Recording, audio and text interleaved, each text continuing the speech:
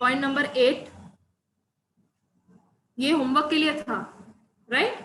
हम पढ़ क्या रहे हैं? Those agreements which the law has declared as void, right? हम वो लिस्ट पढ़ रहे हैं, राइट?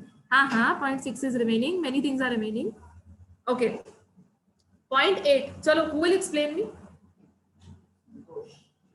यस, चलो संतोष बोलो. पहले हेडिंग पढ़ लो, पूरा पॉइंट पढ़ो पहले, जोर से पढ़ो, आई कांट हियर. हाँ, ये एग्जाम्पल में जो दिया हुआ है इसको वॉइड क्यों माना गया है? ऑयल, हाँ क्या सब्जेक्ट मैटर क्या है इसमें? ऑयल है. हाँ तो क्या है वो? टन्स में है. ओके, एंड तो किस में होना चाहिए फिर? करेक्ट. हाँ, और यहाँ पर लिखा है ना, आपको रीजन भी दिया है यहाँ पर, due to uncertainty regarding what kind of oil it is. तो ऑयल के भी बहुत सारे टाइप्स होते हैं ना, मस्टर्ड ऑयल, ऑलिव ऑयल, और कौन से होते हैं? Coconut oil. तो यहाँ पर लिखा हुआ है क्या? Which kind of oil? They have just written oil. So why is this agreement void? Because of uncertainty. ठीक है, तो वापस से हेडिंग पढ़ो, agreements the meaning of which is uncertain. तो अगर सिर्फ अग्रीमेंट में ये क्लॉज लिखा होगा that I A sell B oil, ठीक है, तो दिस अग्रीमेंट इसको वाइड माना जाएगा. On which grounds? On the grounds of uncertainty, because oil के भी टाइप्स होते हैं. ओके, सिर्फ एक प्रकार का ऑयल नहीं होता है. ठीक है, now if you see the next paragraph में जो दिया हुआ है, agreements to enter into an agreement in future is void for uncertainty. ठीक है, अब इसका मतलब क्या है? जितना मैं हाईलाइट कर रही हूं उतना पढ़ो. The agreement to employ a servant sometime next year at a salary to be mutually agreed upon is void. मतलब क्या? मैंने एक अग्रीमेंट बनाया है, अग्रीमेंट में ये लिखा है कि मैं तुमको फ्यूचर में कभी ना कभी अपॉइंट करूंगी और कुछ ना कुछ सैलरी पे करूंगी. यहाँ पर मैंने कुछ डिटेल्स लिखे हैं क्या कि कब अपॉइंट करूंगी, कितनी सैलरी दूंगी. So this is also void. ठीक है, तो क्या लिखा है? If you are entering into an agreement जो कि फ्यूचर में होने वाला है, उसको भी हम वॉइड मानेंगे. ठीक है, क्योंकि आपने यहाँ पर डिटेल्स ही नहीं लिखे हैं, कब अपॉइंट करोगे, कितनी सैलरी दोगे, so on and so fourth. ठीक है, हाँ हाँ, you can say that. So this is point number 8. ये काफी सिंपल था. Now come two point number 6. Quickly come to point number 6. Point 6 section 27. अब सुनो पहली बार क्या लिखा है? Agreements in restraint of trade. Now you tell me, can I stop someone from practicing a business, from practicing a profession, from practicing a trade, occupation, employment? Can I stop someone? नहीं. तो अगर दो लोग ऐसा agreement बनाते हैं तो उसको क्या माना जाएगा? Void माना जाएगा. करेक्ट. बट अब सुनो, इसके भी एक्सेप्शंस हैं. Now you tell me what is the meaning of exceptions. उसको छोड़ के बाकी सारे एग्रीमेंट्स क्या होंगे? वॉइड होंगे. अब सुनो, एक्सेप्शंस मतलब क्या? कि अगर मैं किसी के ऊपर रोक लगा रही हूं तो उसको वैलिड माना जाएगा. राइट? मैंने आपको क्या बोला? I can not stop you from practising a business, profession, trade. पर अगर मैं आपको रोकती हूँ तो उसको वॉइड माना जाएगा? मैं आपको रोक सकती हूँ क्या? नहीं, आई can not stop you. But अगर मैं एक्सेप्शंस की बात करती हूँ तो एक्सेप्शंस में ऐसे कुल मिला के 4 ट्रांजैक्शंस दिए हैं जिसमें आप अगर वो अदर पार्टी को रोकते भी हो तो भी चलेगा. ठीक है, अब वो कैसे हैं, क्या है, we are going to see that. ठीक है, पहले let us read what is the general rule.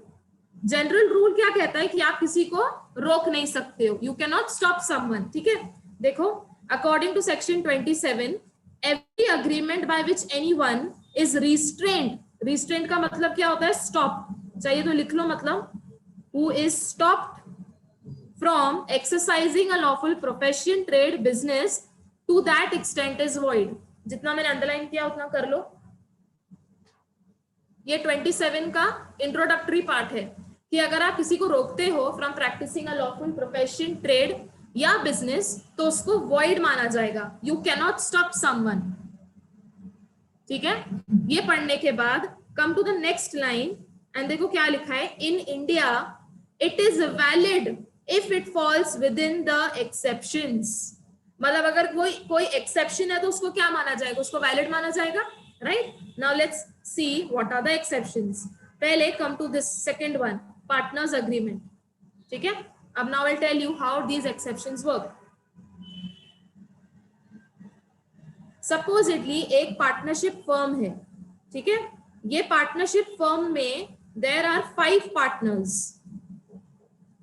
So 5 partners are working for this particular firm. Obvious सी बात है, ये फर्म का सपोज नाम है एबीसी मेसर्स एबीसी लिमिटेड. ये हमेशा याद रखना, जो पार्टनरशिप फर्म रहता है ना उसके आगे मेसर्स आता है M/S. ठीक है. तो ये पार्टनरशिप का नाम है मेसर्स एबीसी लिमिटेड. यहाँ पर कुल मिला के देयर आर 5 पार्टनर्स. ठीक है. अब पार्टनरशिप फर्म है मतलब बिजनेस चल रहा है अंदर. ठीक है. नाउ विल यू प्रेफर कि आपका जो साथ में काम करने वाला है वो किसी और पार्टनरशिप फर्म में भी काम करे. सपोज कोई एक XYZ limited messrs XYZ partnership firm है, तो यहाँ पर जो एक 5 पार्टनर्स हैं उसमें से कोई एक पार्टनर यहाँ पर भी पार्टनर है. Will you prefer that? Suppose हम 5 पार्टनर्स हैं. ठीक है. Now I am working with y'all also, I am working with them also. Will you prefer that? यहाँ पर आपको क्या लगेगा, मैं दोनों तरफ से पैसे खा रही हूँ. एंड हो सकता है कि मैं आपके सीक्रेट्स लीक करूं उनको, हो भी सकता है उनके सीक्रेट्स आपको लीक करूं. So don't you think these 5 partners will restrict each other only? कि अगर तेरे को काम करना है तो तू सिर्फ हमारे साथ ही काम कर सकता है. You can not work with some other partnership firm. Is this a valid point? Right. इसमें लॉजिक है कि if you are working with us then completely work with us only. Don't work with other people. If you are working with others then go work with them only. Right. Obvious सी बात है. सो यहाँ पर अगर ये 5 partners आपस में ही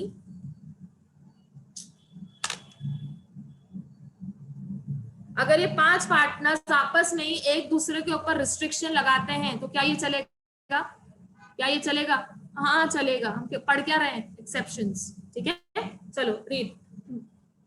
first line में देखो लिखा हुआ है, a partner shall not carry on any business other than that of the firm while he is a partner. Underline करो, while he is a partner. वो किसी और के साथ बिजनेस नहीं कर सकता है जब तक वो एक पार्टनरशिप फर्म में ऑलरेडी एक पार्टनर है. तो सपोजिटली अगर आपको एग्जाम में से क्वेश्चन आता है, ये एक फर्म का नाम दिया है and they are saying the 4 partners restricted the first partner from not practising business with other partnership firm. Is this a valid restriction? Yes और no? I'll repeat my question. क्वेश्चन में आपको एक केस स्टडी दी है जो ये कहता है कि एक पार्टनरशिप फर्म है एबीसी लिमिटेड, वहां पर 5 पार्टनर्स काम कर रहे हैं. तो ये जो 4 पार्टनर्स है ना, ये इसको रोकते हैं for not carrying on business with some other firm. तो ये जो रिस्ट्रिक्शन इसके ऊपर लगा रहे हैं, क्या ये रिस्ट्रिक्शन वैलिड है? तो नो क्यों बोला पहले? हाँ, लगने पे ही सब टिक्का होता है भाई. तो क्या चलता है? क्या चलेगा? वापस नो बोल रहे हो? अरे मेरी टोन पे मत जाओ यार.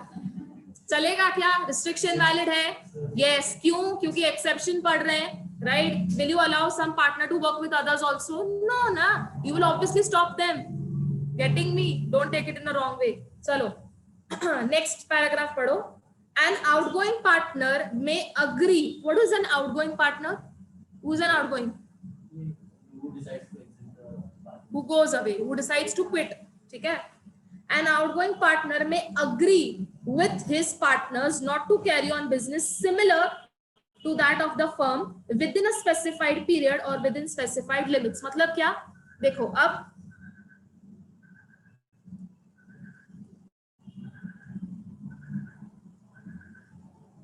सुनो, यहाँ पर 5 पार्टनर्स हैं. तो ये 5 पार्टनर्स के बीच में जब अग्रीमेंट बना था, जब इन्होंने पार्टनरशिप एक्चुअली स्टार्ट की थी, ठीक है, तो इन्होंने पार्टनरशिप फॉर्म स्टार्ट की थी आई से ऑन 1 मार्च. ठीक है. उस दिन ही अग्रीमेंट बना था.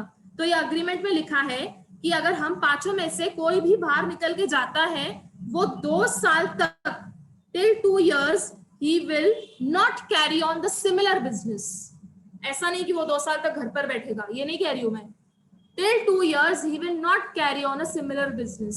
ठीक है. या ऐसा भी लिखा हो सकता है कि now if I am working in camp area, तो वो मैंने ना ये साल का कोई रिस्ट्रिक्शन नहीं डाला है, मैं सिर्फ कहती हूँ कि जो भी पार्टनर निकलता है ना वो कैंप एरिया में किसी के साथ सिमिलर बिजनेस कैरी ऑन नहीं करेगा, ठीक है। मतलब सपोज आज आप निकल गए पार्टनरशिप फर्म से, you can carry on a similar business but just not in camp area, क्योंकि उसमें वहां पर ऑलरेडी एक फर्म एग्जिस्टिंग है, ठीक है। तो देखो I read it again, an outgoing partner में agree with other partners not to carry on the business similar to that of the firm within a specified period. मतलब या तो तुमने 2 साल का रिस्ट्रिक्शन लगा दिया कि 2 years तक you can not carry on the similar business. ये रिस्ट्रिक्शन किसके ऊपर है? आउटगोइंग पार्टनर के ऊपर है, ठीक है। Within a specified period और within a specified local limit. मतलब मैं आपको बोलती हूँ कि आज तू रिटायर हो रहा है ना हमारे फर्म से, आज तू निकल रहा है ना, तू कल ही जाके सिमिलर बिजनेस कर, पर सिर्फ कैंप एरिया में मत करना। तो यहाँ पर मैंने रिस्ट्रिक्शन लगाया है, but this restriction is not for time, it is for local limits, ठीक है। दोनों को अंडरलाइन कर लो। एन आउटगोइंग पार्टनर में agree not to carry on a similar business within a specified period और within specified local limits. ये हमेशा ना और होगा, ये एंड नहीं हो सकता है कभी भी। या तो 2 साल के लिए रिस्ट्रिक्शन दे दो या तो लोकल लिमिट्स वाले रिस्ट्रिक्शन दे दो, दोनों नहीं चलेंगे, ठीक है। सो इट कैन बी और ओनली।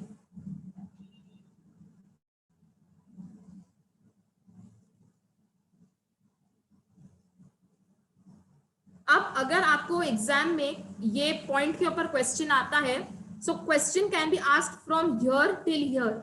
ये 2 पैरा में से वो कोई भी केस स्टडी बना के आपको दे सकते हैं। अकॉर्डिंग टू मी ये जो पार्ट है ना ये एडिशनल पार्ट है, ये थियोरेटिकली आपको पढ़ना है, ठीक है। सुनो, पार्टनर में अपॉन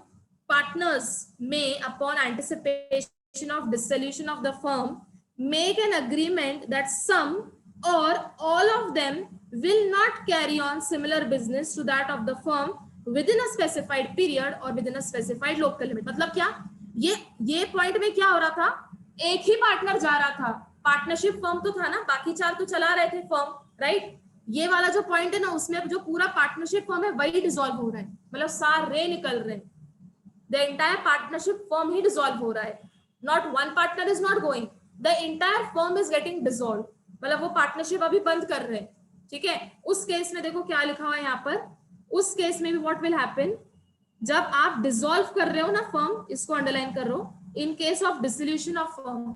ये ऊपर के पॉइंट में क्या हो रहा था, फर्म डिसॉल्व हो रही थी क्या? फर्म डिसॉल्व नहीं हो रही थी, सिर्फ एक आउटगोइंग पार्टनर छोड़ के जा रहा था, करेक्ट। ये थर्ड पॉइंट में क्या हो रहा है, पूरी की पूरी फर्म डिसॉल्व हो रही है। डिसॉल्व मतलब क्या, वाइंड अप, ठीक है। तो जब एक फर्म वाइंड अप होती है उस केस में भी होता है कि आपने स्टार्टिंग में एग्रीमेंट में क्या लिखा है कि जिस दिन हमारा पूरा पार्टनरशिप फर्म डिसॉल्व होगा तो हम सब 2 साल तक सिमिलर बिजनेस कैरी ऑन नहीं करेंगे या लोकल लिमिटेशंस होंगे। जो ऊपर के लिमिटेशंस थे ना, स्पेसिफाइड पीरियड और लोकल लिमिट्स, वही नीचे भी है, स्पेसिफाइड पीरियड और लोकल लिमिट्स।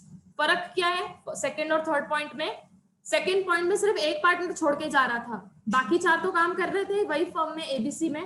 थर्ड पॉइंट में क्या हो रहा है, पूरा का पूरा बिजनेस ही डिसॉल्व हो रहा है, मतलब सारे 5 के 5 पार्टनर्स सेपरेट रास्ते जा रहे हैं, ठीक है। Read the second and the third point again,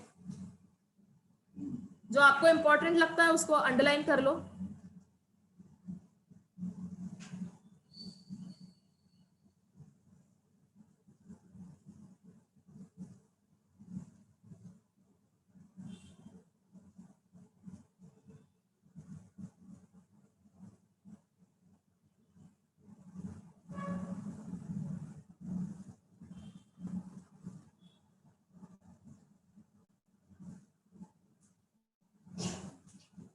इसमें कोई डाउट है क्या? बिकॉज जो नेक्स्ट पॉइंट है वो थोड़ा सा कंफ्यूजिंग है, सो मेक श्योर कि जो फर्स्ट 3 पॉइंट्स हैं दोज आर क्लियर। रिस्ट्रिक्शन किस पर लग रहा है? सेकेंड पॉइंट में आउटगोइंग पार्टनर के ऊपर लग रहा है और थर्ड पॉइंट में रिस्ट्रिक्शन पूरे फर्म पर लग रहा है।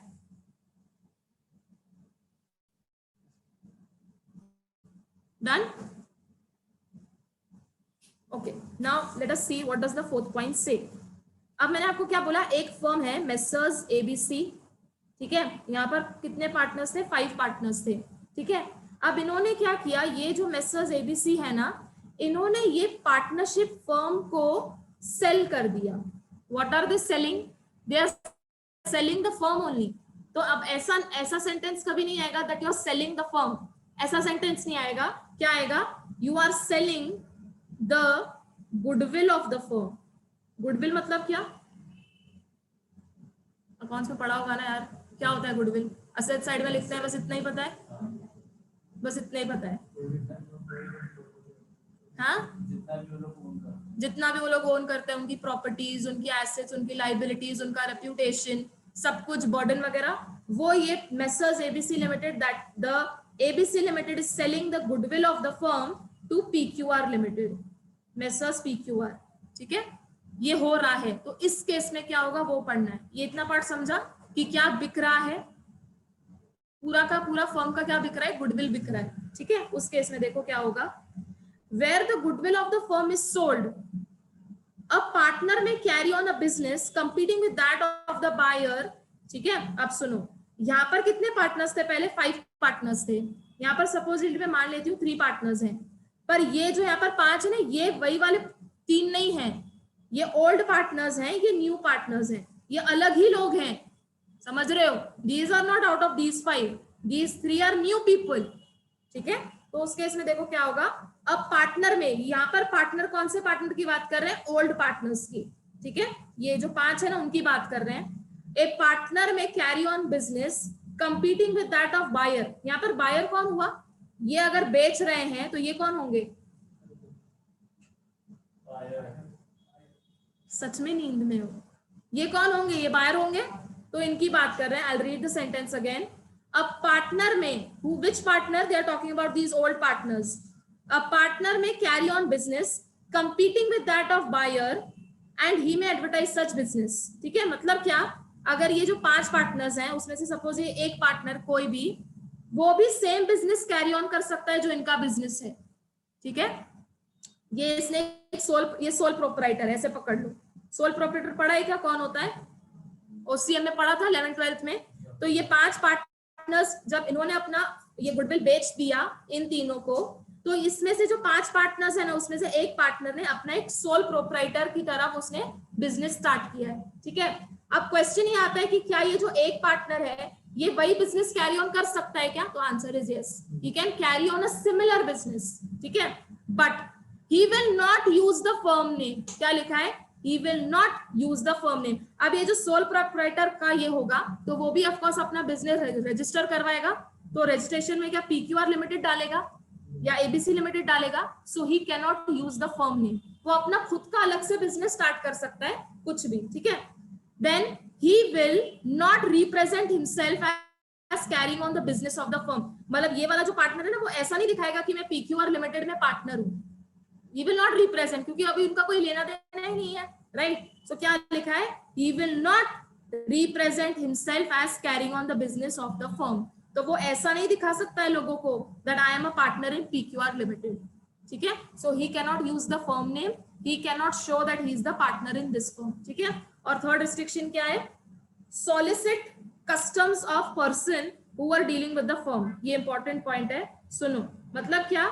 ये जो पीक्यूआर लिमिटेड का जो यहाँ पर ऑफिस है ना, ये पार्टनर इसके ऑफिस में जाके वहां पर जो कस्टमर्स है ना, उनको ये नहीं बोलेगा कि सुनो तुम मेरे पास आ जाओ, मैं भी सिमिलर बिजनेस कैरी ऑन कर रहा हूँ, I will sell you goods at a lower rate.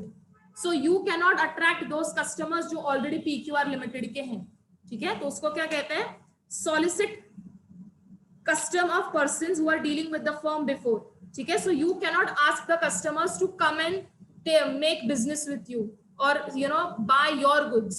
ठीक है, तो मैं रिपीट अगेन, ये जो एक पार्टनर है, ये इनके ऑफिस में जाके वहां पर जो कस्टमर्स बैठे हैं या जो लॉयर्स हैं या जो ये पीक्यूआर लिमिटेड को हेल्प कर रहे हैं, वो लोगों को ये ऐसा नहीं बोल सकता that you come and work with me. ठीक है, ये 3 रिस्ट्रिक्शंस है किसके ऊपर? ये एक पार्टनर के ऊपर। पढ़ो वापस से।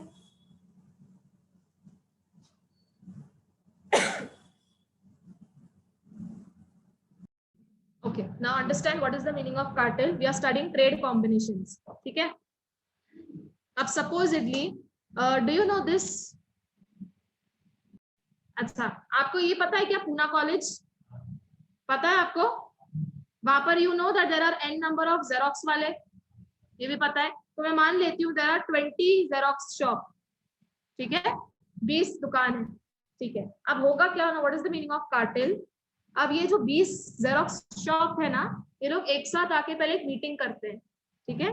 मीटिंग में ये डिसाइड करते हैं कि सबके शॉप्स सुबह 8 बजे चालू होंगे और शाम को 6 बजे बंद होंगे, फॉर एग्जाम्पल मैं कह रही, ठीक है। So what they do, all of them come together and decide the time mutually, ठीक है।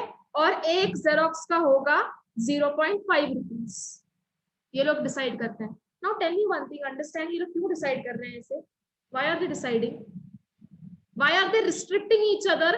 कि अगर किसी को 0.5 से 0.3 करना है तो वो नहीं कर सकता है, या किसी को अगर 0.5 से 0.8 या 1 रुपी करना है तो वो नहीं कर सकता है, मतलब वो एक दूसरे को रिस्ट्रिक्ट कर रहे हैं, करेक्ट। पर ये रिस्ट्रिक्शन किस में आ रहा है? एक्सेप्शंस में आ रहा है। तो अगर एक्सेप्शंस में आ रहा है तो मतलब रिस्ट्रिक्शंस क्या होता है? वैलिड होते हैं। So now you think and tell me, why are they restricting each other relating to time and relating to the price per Xerox copy? Why? What is the reason behind restricting? So that market में perfect competition बना रहे। अगर तुम purposely 7 बजे के बाद दुकान आके खोलते हो तो बाकी सब तो बंद हो जाएंगे, फिर कस्टमर को तो आपका ही दुकान मिलेगा, तो देन वो तो आपसे जेरोक्स लेगा, फिर आप 0.5 में बेचो या 2 रुपीज में बेचो, वो तो लेगा ही, for example. So that is the reason cartels are formed. तो यहाँ पर मैंने तो आपको जेरोक्स का एग्जाम्पल दिया है, तो वैसे ही मैन्युफैक्चरर्स का, प्रोड्यूसर्स का, रिटेलर्स का, होलसेलर्स का कार्टेल बनता है, मतलब वो एक साथ डिसाइड करते हैं। अब मैं तुमको एक लाइव एग्जाम्पल देती हूँ। Now if you ask these foundation cleared वाले स्टूडेंट्स, ये लोग आईपीसीसी में जाएंगे अब। सो अब for example there will be n number of students who will join 2 groups together, है ना, दोनों का क्लासेस एक साथ स्टार्ट कर लेंगे। तो ये जो आईपीसीसी वाले जो क्लासेस है ना, ये लोग सब मीटिंग करते हैं। मीटिंग में क्या होता है कि ग्रुप 1 में कितने सब्जेक्ट्स होते हैं? 4, करेक्ट। और ग्रुप 2 में कितने होते हैं? 4 ही होते हैं, ठीक, न्यू सिलेबस में 4 है, ठीक है। तो ग्रुप 1 में जो फर्स्ट सब्जेक्ट है उसका टाइमिंग एबीसी क्लासेस में और XYZ क्लासेस में सेम होंगे। क्यों सेम होंगे? सो दैट क्लैश ना हो, और स्टूडेंट, कस्टमर बोलने वाली थी मैं, जो स्टूडेंट को जहां पर सही लगता है कि वहां पर टीचर सही सिखा रहा है, व्हाटएवर इट इज, वो वहां पर ज्वाइन कर दे। So what are you doing? आप अपनी मोनोपोली यहाँ पर क्रिएट नहीं कर रहे हो, you are creating a perfect competition so that the student gets to decide the one who has to pay money, ठीक है। इसको क्या कहते हैं? कार्टेल। मतलब क्या? जो सारे क्लास के ओनर्स होंगे, they come and decide the time and fees. Fees भी अगर आप देखते हो 19-20 सेम होती है, तो जीएसटी की वजह से थोड़ा बहुत ऊपर नीचे हो जाता होगा, but it is the same, ठीक है, अगर हार्डली कुछ डिफरेंस होता होगा। So by cartel you are restricting each other. Cartel में रिस्ट्रिक्शन तो है, बट डोंट यू थिंक ये रिस्ट्रिक्शन होना चाहिए so that the customer gets to decide कि क्या है। अगर सब जगह जेरोक्स का कॉपी 1 रुपए होगा तो आप किसके पास जाओगे? Will depend upon the quality of services, right. जहां पर आई वुड से लॉ की फीस सेम होगी तो आप किसके पास जाओगे? better teaching facilities, right, so on and so forth. So price is not the deciding factor. अगर मैं आपको कहती हूँ join classes and I will only take 2000 rupees, ठीक है, तो कस्टमर का mind is also money minded, वो कहेगा हाँ चल ठीक है, यहाँ पर लॉ 2000 में हो रहा है, इधर ही लगा दो। So then will he ask for a demo lecture? No, he will not ask for a demo lecture. वो क्या बोलेगा? फीस कम है, चल ठीक है, वहां लॉ भी पढ़ना, यहाँ पर भी लॉ पढ़ना, right. But then the quality decides. तो इसलिए डोंट यू थिंक कार्टेल में अगर रिस्ट्रिक्शंस हो रहे हैं तो वो वैलिड रिस्ट्रिक्शंस है, ठीक है। Now read this point, trade combination, पूरा पॉइंट पढ़ लो।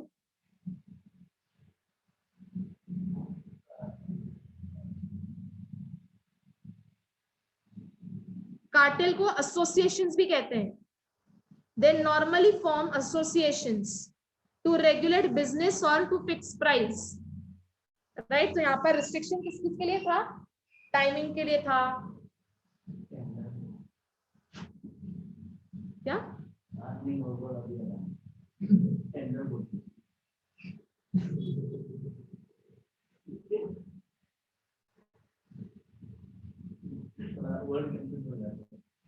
अंडरस्टैंडेबल। ओके, अगर आप सेकेंड बार पढ़ते हो, such if but a combination which tends to create a monopoly will be considered, कहाँ गया? And which is against public interest is void. Monopoly create कर रहे हैं क्या हम ये रिस्ट्रिक्शन से? हम तो इनफैक्ट परफेक्ट कंपटीशन कर रहे हैं, बट अगर इससे मोनोपोली क्रिएट हो रही है तो उसको हम वॉइड मानेंगे, फिर वैसे रिस्ट्रिक्शंस अलाउ नहीं होंगे, ठीक है? Because by putting restrictions on each other we are in fact opening the market for the customers to decide. But अगर उस केस में रिस्ट्रिक्शंस डाल के अगर किसी की मोनोपोली हो जाती है तो वो रिस्ट्रिक्शंस को वॉइड माना जाएगा, because then it will be considered to be against public interest. Underline करो इसको। मोनोपोली मतलब क्या? Single seller, correct?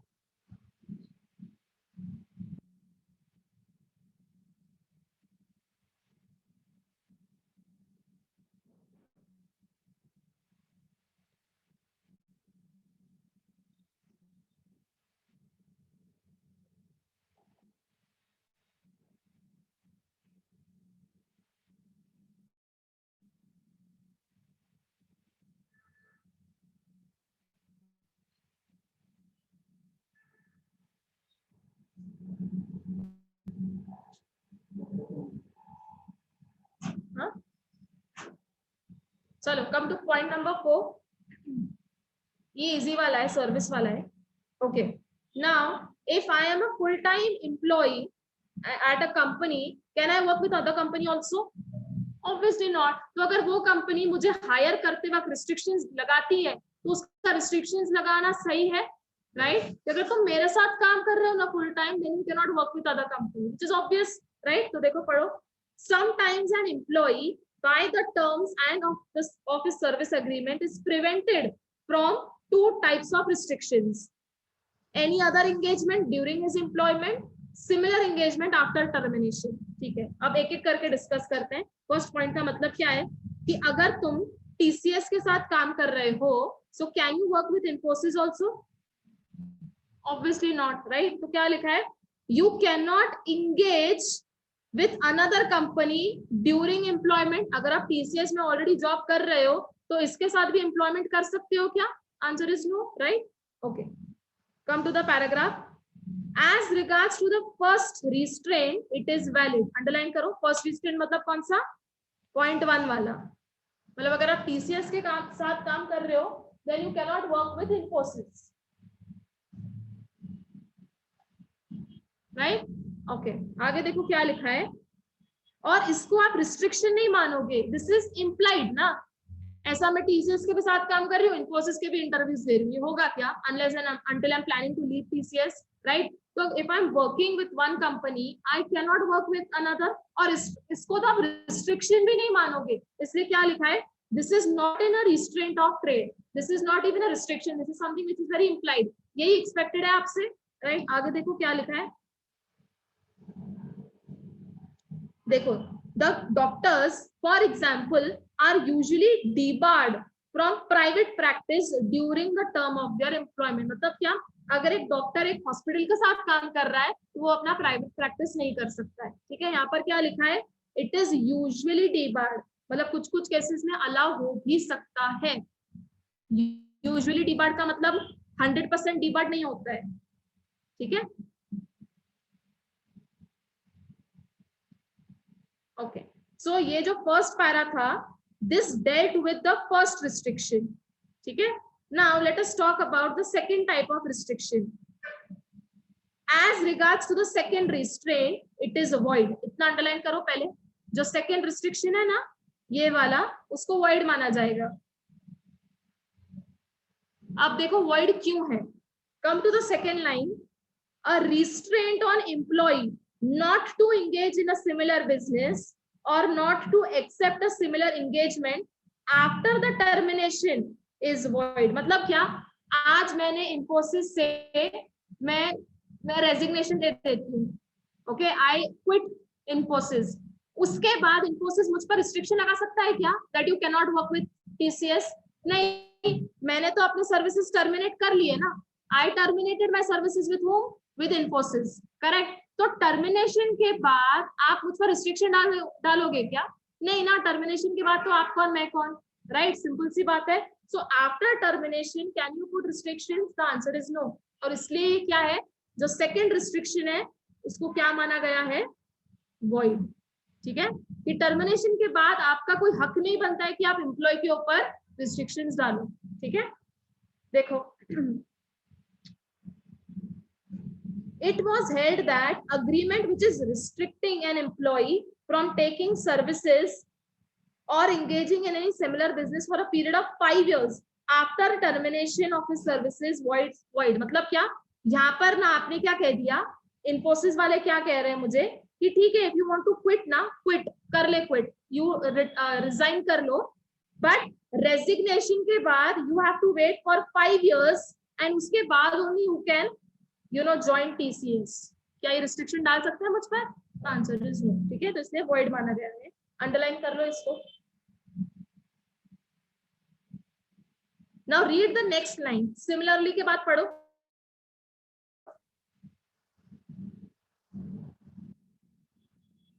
चलेगा क्या? Can you restrict an actor? तो इसलिए क्या माना गया है? Void, right? तो आप एक्टर के ऊपर रिस्ट्रिक्शन डाल सकते हो क्या कि तुम सिर्फ मेरे ही थिएटर में काम करोगे? नहीं, right? That you have to work only with this production department, दूसरों के साथ काम नहीं कर सकते हो। चलेगा क्या? नहीं, इसलिए क्या लिखा है? That it is considered to be void, it would be held void. ठीक है, अब ये लाइन के बाद ना ड्रॉ वन लाइन, एक लाइन ड्रॉ कर लो यहाँ पर।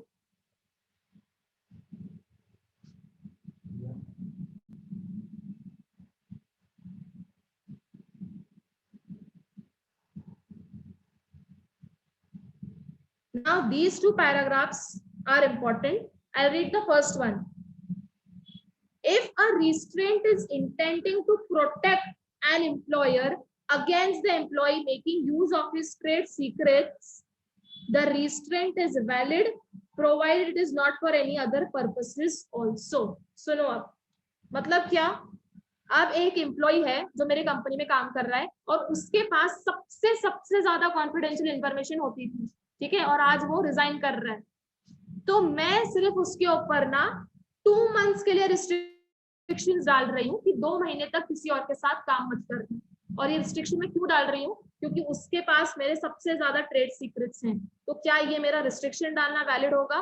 The answer is yes. ठीक है, तो जहां पर मेरा पर्पस सिर्फ ये है कि भाई मेरे कंपनी के सीक्रेट्स लीक ना हो, इसलिए मैं रिस्ट्रिक्शन डाल रही हूँ, तो क्या वो चलेगा? The answer is yes. ठीक है, सेकेंड लाइन पढ़ो उसकी। However, an employer cannot prevent an employee from earning his living by the exercise of his skill and use of knowledge। मतलब आप उसको for the lifetime के लिए रिस्ट्रिक्ट नहीं कर सकते, क्योंकि उसको भी खाना पीना है, अर्न करना है। ठीक है, तो अगर मैं कहती हूँ सर्विस कॉन्ट्रैक्ट्स में सिर्फ ये जो इतना था ना, सिर्फ ये वाला रिस्ट्रिक्शन वैलिड माना गया, जहां पर आपको सिर्फ डर है कि आपके ट्रेड सीक्रेट्स ना लीक हो जाएं, सिर्फ वो पर्पस के लिए अगर आप उसको रिस्ट्रिक्ट कर रहे हो तो उसको वैलिड माना गया। ठीक है, और यहाँ पर जो ऊपर 2 रिस्ट्रिक्शंस थे उसमें से वैलिड कौन सा था? फर्स्ट वाला क्या था? फर्स्ट वाला देखो, आप रिस्ट्रिक्ट कर सकते हो क्या उसको ड्यूरिंग द एम्प्लॉयमेंट में, right? You can restrict him. और सेकंड वाला क्या था? टर्मिनेशन के बाद रिस्ट्रिक्ट कर सकते हो क्या? नहीं। सो सेकंड वाला क्या माना गया है? वॉइड। ओके,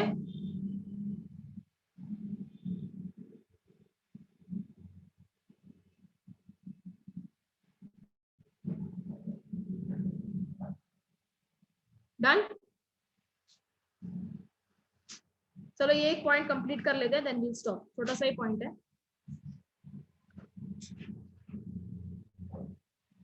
ओके, तो अभी हमने 3 तरह के देखे हैं। We are dealing with point number 6 only. We have seen partners agreement, service contracts, और एक दूसरा क्या देखा? ट्रेड कॉम्बिनेशन, जिसमें हमने किसकी बात की? कार्टेल की। ठीक है, अब देखो sale of goodwill. This is also similar, other repetition है ये भी। नाउ सपोजिटली एक बिजनेस है चितले, अगर मैं इसकी बात करूं, ये क्या बेचता है? बाकरवाड़ी। ठीक है, नाउ ये एक एस्टैब्लिश्ड बिजनेस है, right? This is an established business from many years. अब सपोज ये चितले अपना जो गुडविल है वो सेल कर रहा है, किसी और को, जिसका नाम है एबीसी। तो अब यहाँ पर जो प्रोडक्ट्स बनते थे अब कहाँ पर बनेंगे, एबीसी कंपनी में बनेंगे और एबीसी नाम के बनेंगे। पैकेट में नाम किसका लिखा होगा, एबीसी का, करेक्ट। तो जब आप गुडविल सेल करते हो तो आप अपने एसेट्स, लायबिलिटीज, बर्डन, XYZ सारे लोन्स ट्रांसफर सब कुछ ट्रांसफर कर देते हो एबीसी के नाम पर, ठीक है। तो अब बिजनेस कौन ऑपरेट करेगा, एबीसी, ठीक है। तो अब हम इसके अंदर जो रिस्ट्रिक्शंस पढ़ने वाले हैं वो रिस्ट्रिक्शंस किसके ऊपर अप्लाई होंगे, सेलर पे अप्लाई होते हैं हमेशा। यहाँ पर सेलर कौन है, ठीक है। So these restrictions will apply on the seller, जो भी हम यहाँ पर पढ़ने वाले हैं it will apply to the seller. Buyer के ऊपर कोई रिस्ट्रिक्शंस नहीं होते, ये हमेशा याद रखना है। जो हमने नीचे भी पढ़ा था वहां पर भी रिस्ट्रिक्शन सेलर के ऊपर थे। Old partners were selling, right, they were selling their goodwill. Okay, पढ़ो। A seller of the goodwill may be restrained, ये restraint हो रहा है, हो कौन रहा है, seller, right, okay, from carrying on a similar business. This means the meaning of similar business depends and differs from case to case. मतलब क्या, अब अगर चितले ने अपना पूरा बिजनेस सेल किया है एबीसी को, तो अब बिजनेस कौन करेगा, एबीसी करेगा ना। ये करेगा क्या, तो इसके ऊपर फर्स्ट रिस्ट्रिक्शन क्या है, that you cannot carry on a similar business, ठीक है। अब चितले भी नहीं करेगा, एबीसी करेगा, चितले भी करेगा क्या, नहीं। अब कौन बिजनेस ऑपरेट करेगा, एबीसी, ठीक है। So now Chitale can not carry on a similar business. But सुनो, जो सेकेंड पॉइंट है वो इंपॉर्टेंट है, within a specified local limit. With in a specified local limit मतलब क्या, सपोज इसका बिजनेस महाराष्ट्र में है सिर्फ, ठीक है, तो एबीसी भी कहाँ पर है, महाराष्ट्र में है। बट अगर चितले चाहे तो वो दूसरी जगह, सपोज गुजरात, राजस्थान, वहां पर जाके बिजनेस कैरी ऑन कर सकता है। तो ये जो रिस्ट्रिक्शन है ना चितले के ऊपर, that you can not carry on a similar business, ये सिर्फ पर्टिकुलर एरिया तक ही है। So if Chitale wants to go to Gujarat and Rajasthan and Madhya Pradesh, there he can work. पर वो यहाँ पर महाराष्ट्र में काम नहीं कर सकता है। महाराष्ट्र में किसके नाम पर प्रोडक्ट्स बिकेंगे, एबीसी, ठीक है। तो अगर मैं कहती हूँ this first restriction and the second restriction they are linked, Chitale के ऊपर रिस्ट्रिक्शंस तो है, पर रिस्ट्रिक्शंस कहाँ तक है, only to a specified local limit. मतलब वो सिर्फ महाराष्ट्र में ऑपरेट नहीं कर सकता है Chitale, if you wants he can go to another state and work over there, ठीक है। अब लोकल लिमिट्स क्या होती हैं, that depends duration of the restraint, इसको छोड़ दो, ये मत कर लो, this is just the meaning, ठीक है। मेरे हिसाब से दो पॉइंट्स ही, फर्स्ट टू पॉइंट्स ही इंपॉर्टेंट है। कल हम इसके ऊपर एक केस देखने वाले हैं, we are going to write one case.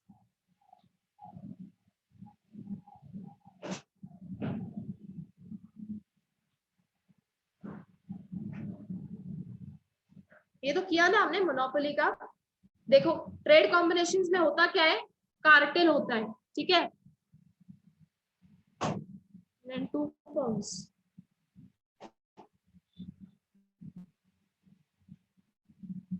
देखो ओके, अच्छा ये मैंने आपको शायद से रह गया,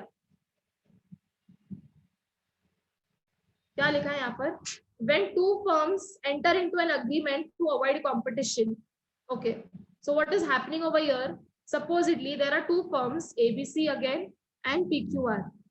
यहाँ पर ना ये भी क्लासेस चला रहे, ये भी क्लासेस चला रहे, ठीक है। अब ये क्या कर रहे हैं, जस्ट अब ये एक दूसरे के कौन हो गए, कॉम्पिटिटर्स हो गए।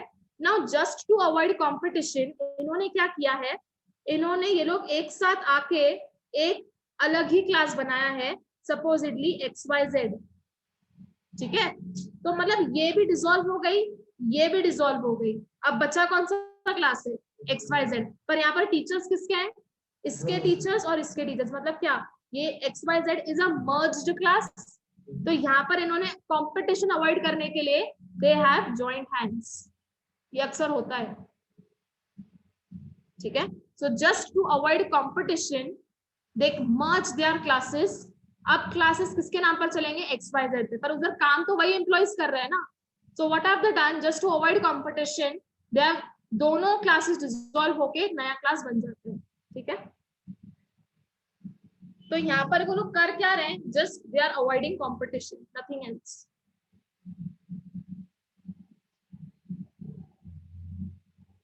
It is not void.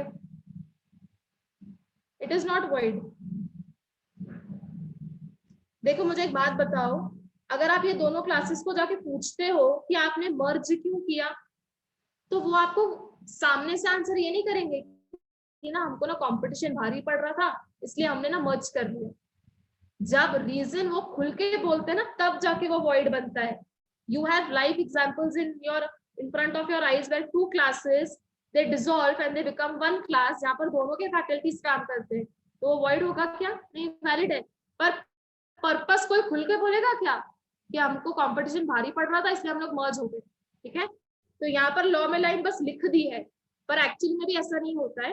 Actually में दे कम टुगेदर। रीजन तो सबको पता होता है, बट रीजन कोई बोलता नहीं है। ठीक है, okay. Tomorrow depends if we take the lecture, किसके ऊपर डिपेंड होता है? रोहन एंड यू ना। ठीक है, so tomorrow we will complete. हाँ दिया आपने वो यूनिट 1 का दिया था क्या? यूनिट 2 का भी दिया था? तो कल किसने अग्री किया? वो कहाँ है? पूरा दिन नहीं आया, सिर्फ लॉ लेक्चर में नहीं बैठा है। ठीक है, अभी उसको तो कल देख लेंगे, but now completely depends on you. Okay, so tomorrow will complete waging agreement. ये थोड़ा एक्स्ट्रा है तो पूरा दिन इसलिए जाएगा। परसों छुट्टी है, I'm going to Nasik।